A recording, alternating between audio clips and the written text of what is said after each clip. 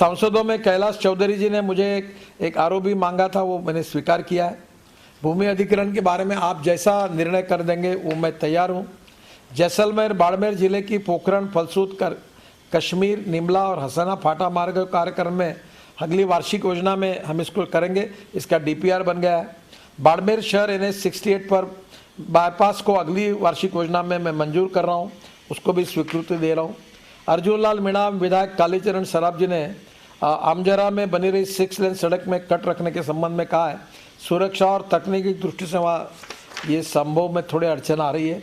अर्जुन लाल मीणा जी ने उदयपुर से अहमदाबाद NH 8 पर खेरवाड़ा कस्बे के पास एलिवेटेड ब्रिज निर्माण के बारे में सुझाव दिया था, हमने उसको मंजूर किया है। NHAI वहाँ ये प्रस्ताव मंजूर करके वहाँ जल्दी इस कार्य को शुरू करेगी और वहाँ एलिवेटेड ब्रिज बनेगा।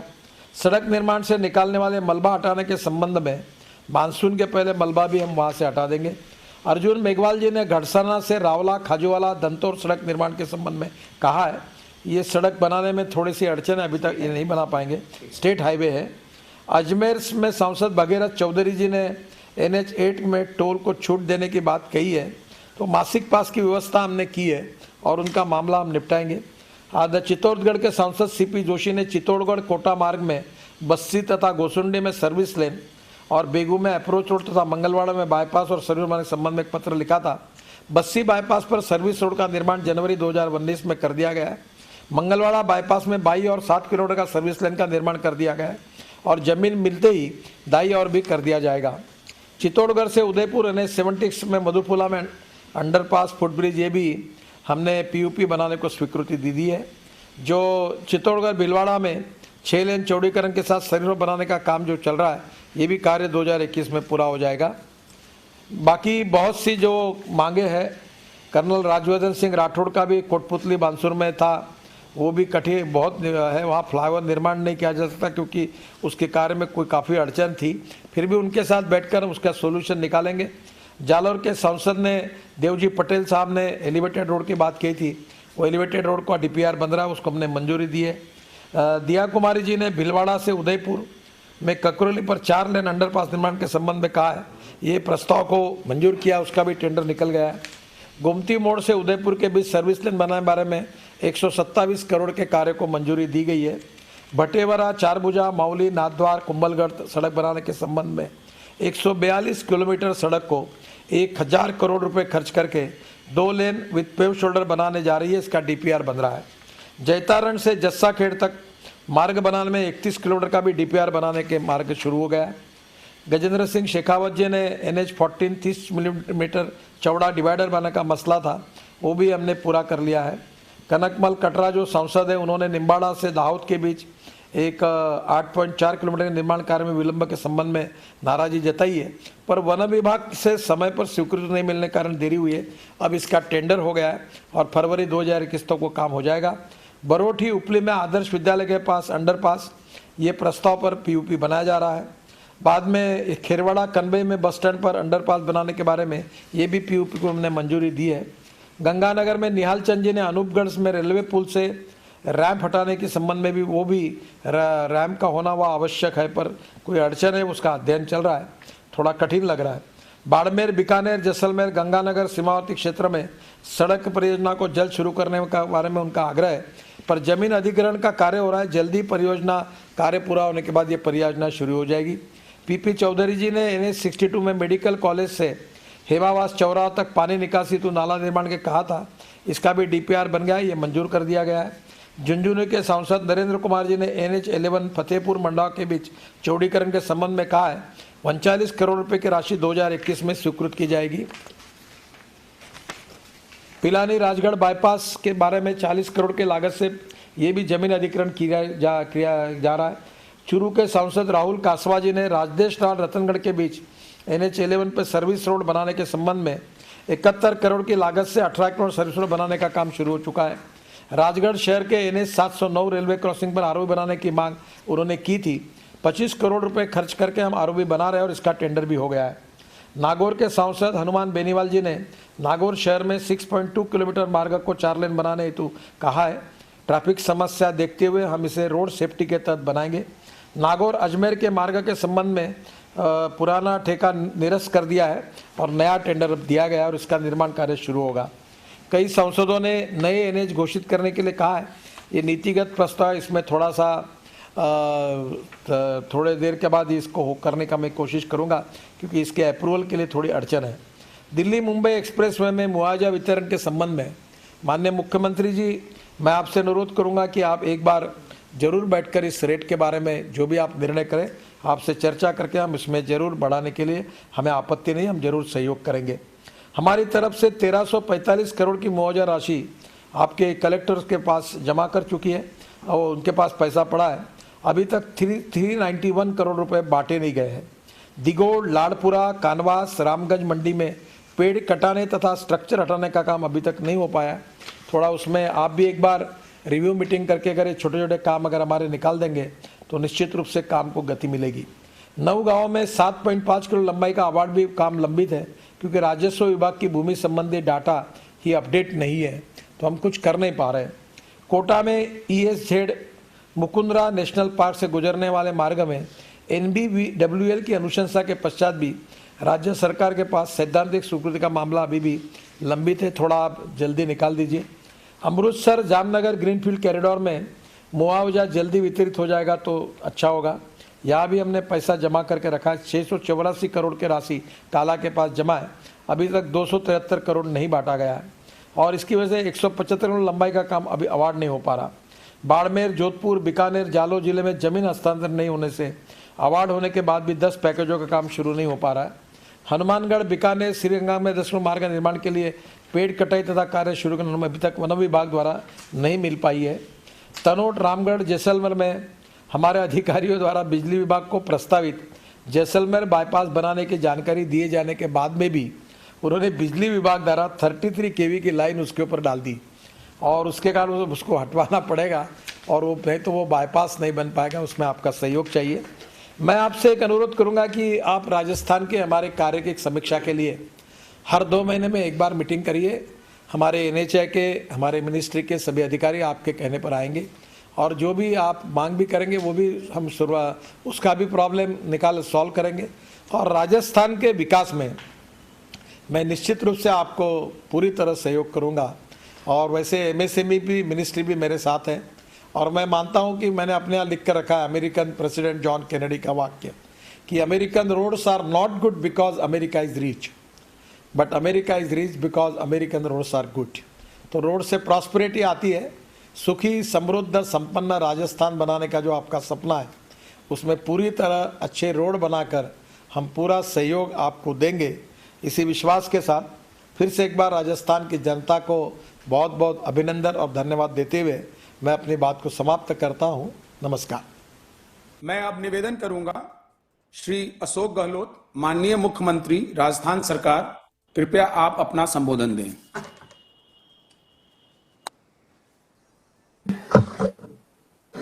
समारोह के मुख्य अतिथि केंद्रीय सड़क परिवहन व राजमार्ग मंत्री आदरणीय नितिन गडकरी जी, भाई गजेंद्र सिंह शेखावत जी केंद्रीय जल शक्ति मंत्री, जनरल डॉक्टर वीके सिंह साहब, राज्य मंत्री अर्जुन मेघवाल साहब, कैलाश चौधरी जी,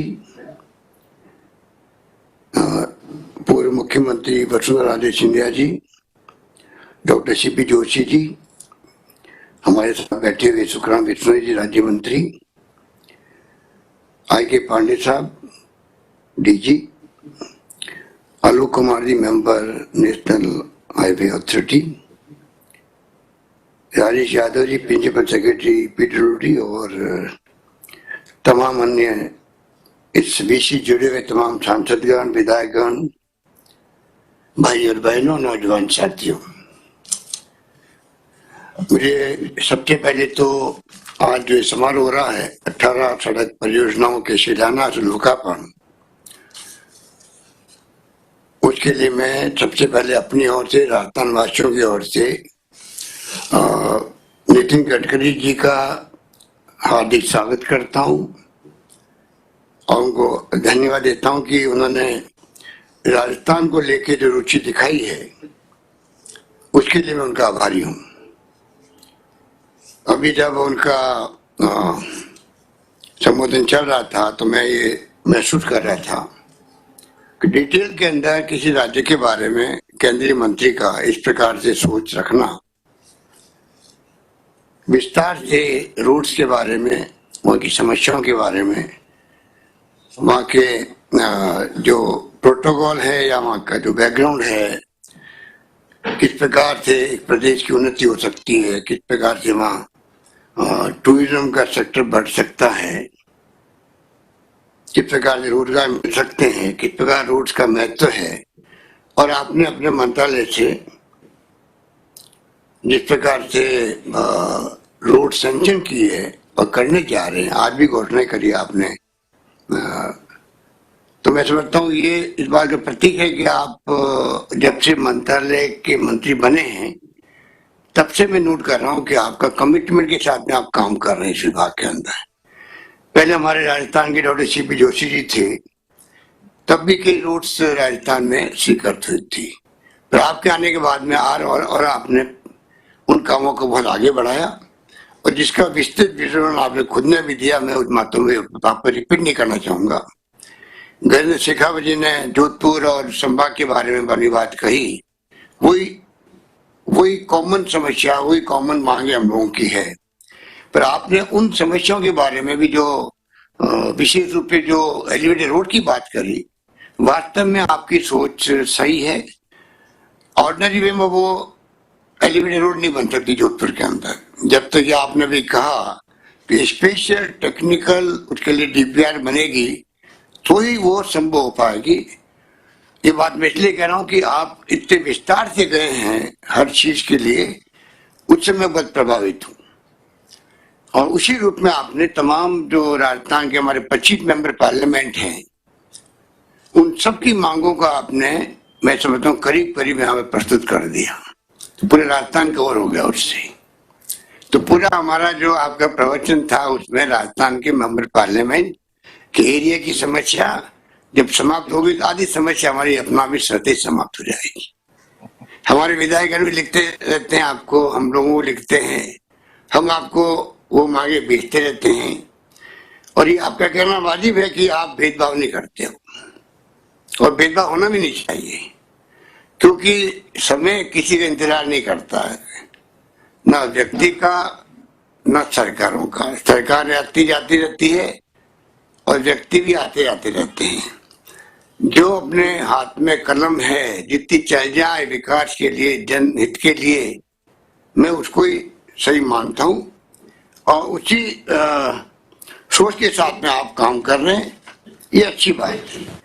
आपने खाली कहा नहीं है, वास्तव में आप लोग, मैं देखता हूँ कि आप जो कह रहे हो उसी रूप में आप काम भी कर रहे हो, और उसी भावना से आप काम कर रहे हैं। नई घोषणा की उसके लिए तो मैं आपका आभारी हूँ, और हम लोग प्रस्ताव जल्दी भेजेंगे मेंबर पार्लियामेंट के और विधायकों के, जैसा भी आपने कहा 1000 करोड़ के लिए। और जितनी रोड्स बन रही है जिसका जिक्र आपने किया, वो तमाम रोड्स बहुत इंपॉर्टेंट है, क्योंकि राजस्थान बदल रहा है। कुछ जमाने में शायद आपको तो मालूम होगा, सुना होगा कि राजस्थान आजादी के बाद में रेगिस्तान के इलाके, रोड्स कच्ची भी नहीं हुआ करती थी, आंधी चलती थी तो कच्ची रोडों में जाते थे, रास्ते में मिट्टी भर जाती थी, तो उसको उठाने का काम पहले करो तो आगे बढ़ सकते थे। वो स्थिति राजस्थान में थी, विशेष रूप से जैसलमेर, बाड़मेर, जोधपुर, बीकानेर, हनुमानगढ़, गंगानगर, चूरू के इलाकों के अंदर।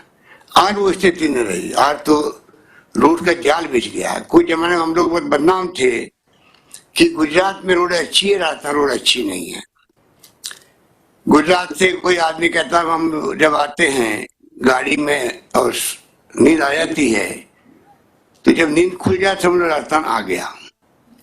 वो स्थिति राजस्थान की थी, पर आज वो स्थिति नहीं है। 20 साल का सुनहरा इतिहास है, जिसमें जब वाजपेयी गवर्नमेंट थी उस वक्त भी मुझे यहाँ मुख्यमंत्री के रूप में काम करने का सौभाग्य मिल रहा था, और उदारीकरण जब डॉक्टर मनमोहन सिंह ने किया तब उम्मीद बन गई कि अब जो है हम लोग और बड़े एक्सपोजर के रूप में कई काम ऐसे कर पाएंगे जो पहले नहीं कर पाते थे। और नेशनल हाईवेज के माध्यम से जो आपने काम शुरू किया आपके मंत्रालय ने, उस वक्त से ही, चाहे यूपीए गवर्नमेंट हो चाहे एनडीए गवर्नमेंट हो, कंपटीशन करने की भावना सब में रही होगी।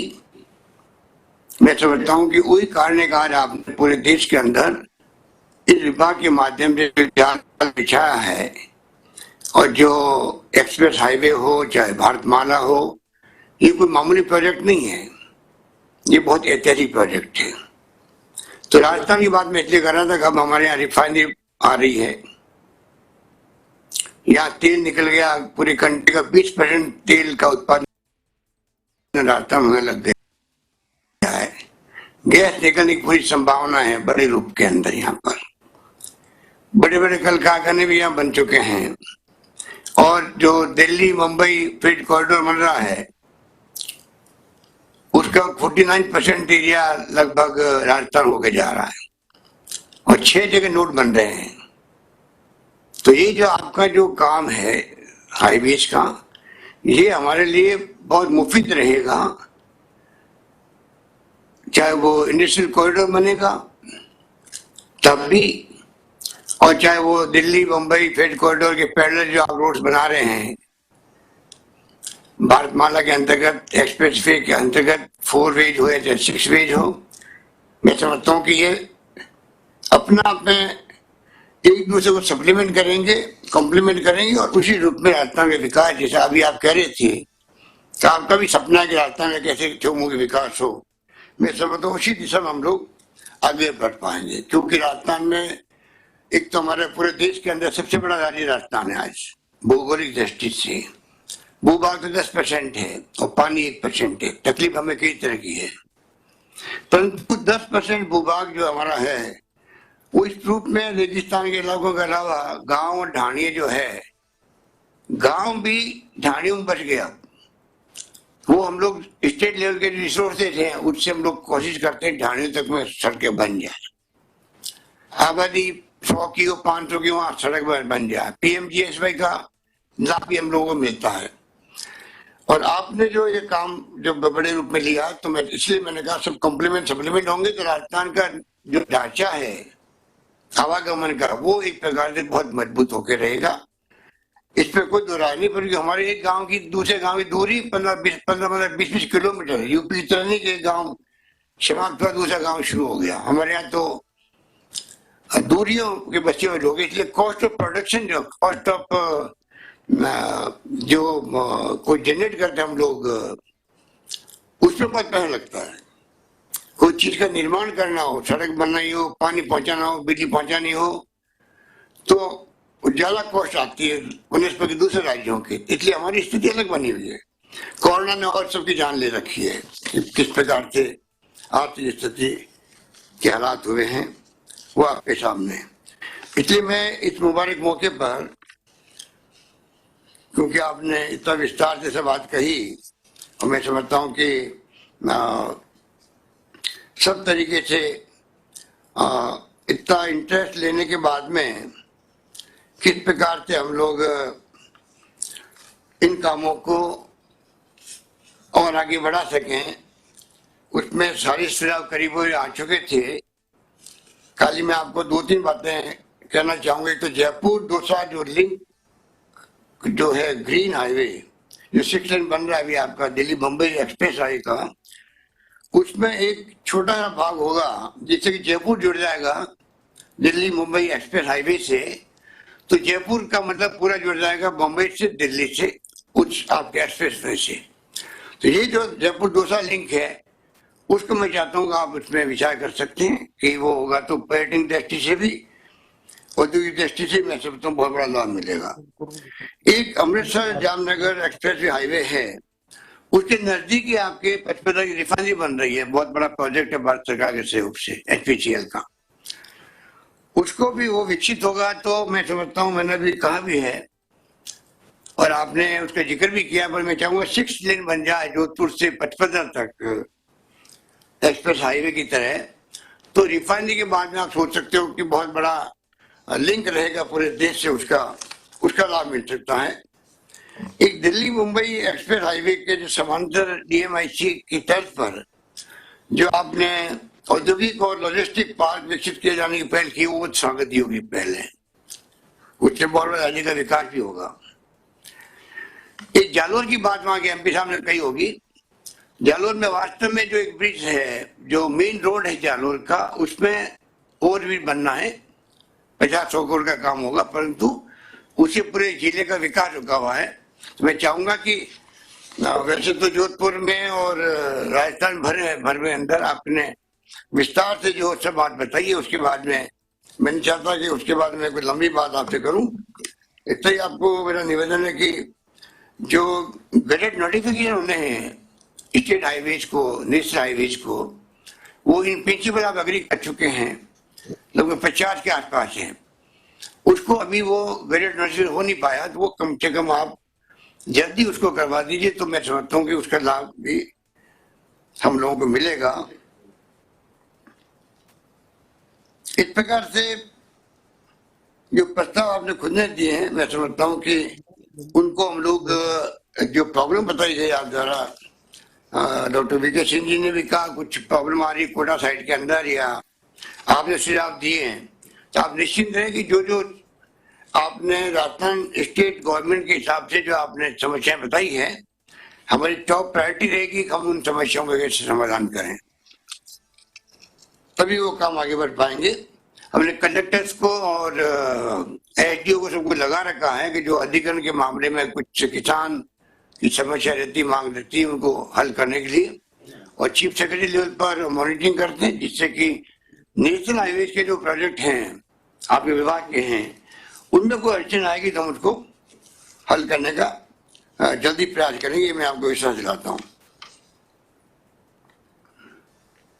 तो यही बात कहता हूँ मैं, अब पुनः आभारी हूँ आपका कि हम सबको मौका दिया कि आपने एक राजस्थान में जो काम चल रहे हैं, जो हो गए हैं या जो होने वाले हैं, 18 प्रोजेक्ट को एक साथ में लोकार्पण भी करना उनका और शिलान्यास करना, मैं समझता हूँ कि एक मील का पत्थर साबित होगा राजस्थान विकास के अंदर, ये मेरा मानना है। मैं पुनः आप सबका और आपका विशेष रूप से बहुत बहुत आपका धन्यवाद करता हूँ। राजस्थान प्रदेश वासियों की तरफ से आपका स्वागत भी करता हूँ। और आपने जो कहा रिंग रोड के बारे में, जो वसुंधरा जी के वक्त में ये अड़चन आई थी, उसके पहले हमारी गवर्नमेंट थी, तब भी हम लोग उसको पूरा नहीं कर पा रहे थे, ठेकेदार के प्रॉब्लम पैदा कर रहे थे। मुझे खुशी है कि आपने पिछली गवर्नमेंट की बात को स्वीकार किया और आपने national highway authority of India के माध्यम से करना मंजूर किया। उसके कारण वो आज रोड बन भी गई है, उसका आपने उद्घाटन भी कर दिया है। एक बात कह के मैं अपनी बात समाप्त करता हूँ कि अड़चनें आती रहती है। बढ़ते पिलाड़ा की जो आपने बात कही, वो भी पता नहीं किन कारणों से अभी वो काम धीमा चल रहा है, बहुत इतना टाइम लगना नहीं चाहिए था। जिसका जिक्र आपने किया भी है, LNT उसका काम देख रही, तो कंपनी भी ठीक है, तो मेरे ख्याल से वो काम पूरा हो तो ठीक रहेगा। और एक बात मैं याद दिलाना चाहूंगा आपको कि आपने खुद ने बहुत पहले कहा था कि जयपुर दिल्ली जो रोड है, ये पता नहीं किस मुहूर्त में इसका शिलान्यास हुआ, उस कारण से चाहे ठेकेदार चाहे बैंकों का पता नहीं क्या क्या हुआ, 8-10 साल के बाद में भी जो रोड जिस प्रकार बननी चाहिए, कंप्लीट काम होना चाहिए, आपने वादा किया था कि इनको मैं बहुत जल्दी पूरा कर लूंगा। वो काम मैं समझता हूँ अभी तक भी कई जगह और ब्रिजेस के अंडर ब्रिजेस के पता नहीं क्या क्या है, तो वो अटके पड़े हैं, वो रोड अभी तक पूरी तरह चालू नहीं हो पाई है। इसलिए मैं आपसे आग्रह करूंगा कि ये, क्योंकि जयपुर दिल्ली के बीच में अभी तक तो यही रोड है जो हमारे काम आ रही है, वो काम थोड़ा शीघ्र हो जाए तो ज्यादा बेहतर रहेगा।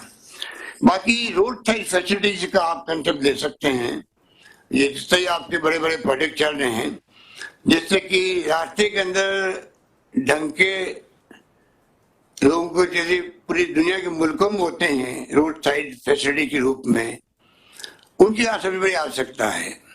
सभी तरह की फैसिलिटीज वाले रेस्टोरेंट के साथ में हो, ये बड़े रुपए के प्लान आपका मंत्रालय बनाता है पूरे देश के लिए, प्रदेश के लिए। मैं समझता हूँ कि हजारों लोगों को रोजगार मिलेगा और राजस्थान गवर्नमेंट जहाँ जहाँ कहेंगे आप प्रोजेक्ट बनाएंगे, वहां हम लोग जमीन ले सकते हैं और हम लोग उस काम को आगे बढ़ा सकते हैं। राजस्थान गवर्नमेंट और भारत सरकार मिलके इसके बारे में प्रोजेक्ट बना सकती है तो मुझे बहुत खुशी होगी।